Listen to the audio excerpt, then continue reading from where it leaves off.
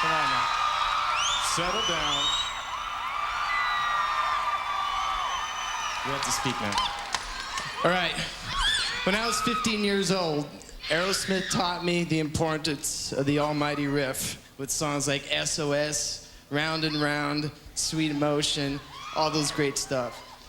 And they also taught me how to combine two guitar players to the greatest effect.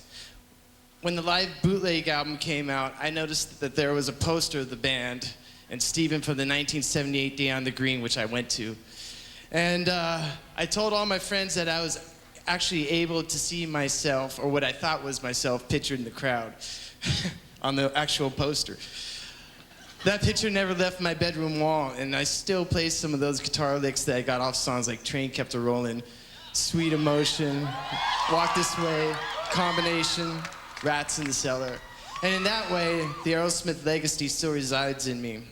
So I just want to thank you guys for all the inspiration.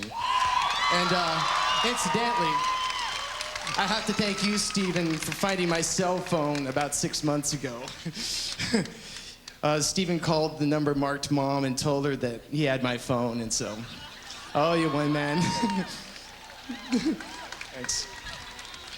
Oh, wow, this is not intimidating, is it? I haven't been out of the house much lately, so I'm a little nervous, but I've wrote some of this down, so, but it's all from the heart. It's all from the heart. There are a lot of people in this room tonight who are very fortunate and have a lot of means. I believe that when you're successful in your selfishness, you consider your time to be the most precious thing you have. I also believe that the biggest sacrifice you can make is giving people your time. In 1993, one of my best friends, Rich Birch, was dying of AIDS.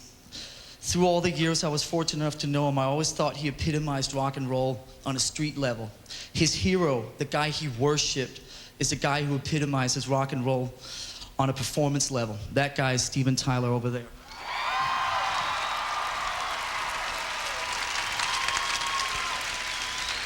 When Rich's time was running out, I psyched myself up to call Steven, who I'd met only a couple times on a casual level, to ask if he'd give Rich a call and rub some of that Steven Tyler magic off on him. Not only did Steven make me feel at ease at calling him, but jumped headfirst into calling my friend Rich. Over the course of the next few weeks, Steven spoke to Rich often, and Rich would call me and roar about how truly amazing it was to get so close to Steven Tyler during the last few weeks of his life. I know it made a difference to Rich, and for that I'm extremely grateful to you for the time, the key word time, that you spent with him. Your band's perseverance and accomplishments are inspirational to my band on a professional level, but giving your time for people like Rich is truly inspirational to me on a human level. Thank you.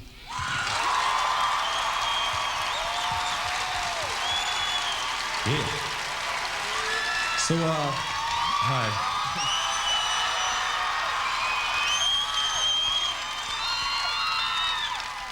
It's the first time well, since rehearsal, second time I've been on a stage since coming out of rehab, and feel a bit nervous. But I feel this is very fitting to come here and express some love to what I would like to call friends in the music business who have inspired me greatly.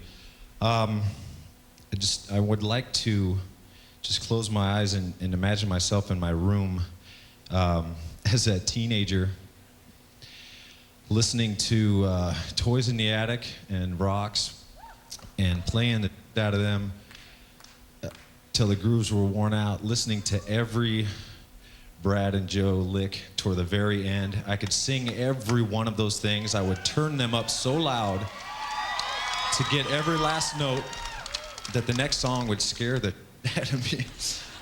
Especially little things like, before my favorite song, Nobody's Fault, the little, someone walked into the studio and I heard a door or something. I thought that was so cool. They didn't take that out. But anyway, there was plenty of posters on my wall, and the one that really meant a lot to me was the one of Steven and Joe up there singing into the same mic. And my mom, God rest her soul, she was an artist, and she she projected my image onto the wall and painted me as Steven and as Joe, and in a silhouette, and painted it. It was so cool. It was in my room.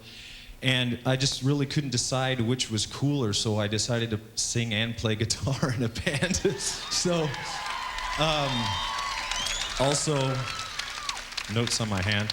I just wanted to acknowledge the how much I admire you as humans in this music business. It's really tough to stay human, and there's a lot of people that demand a lot of things from you, and all the hell that you guys have gone through and come through as stronger people are extremely inspirational to at least, especially myself, someone who has fallen, and I love you guys. Thank you.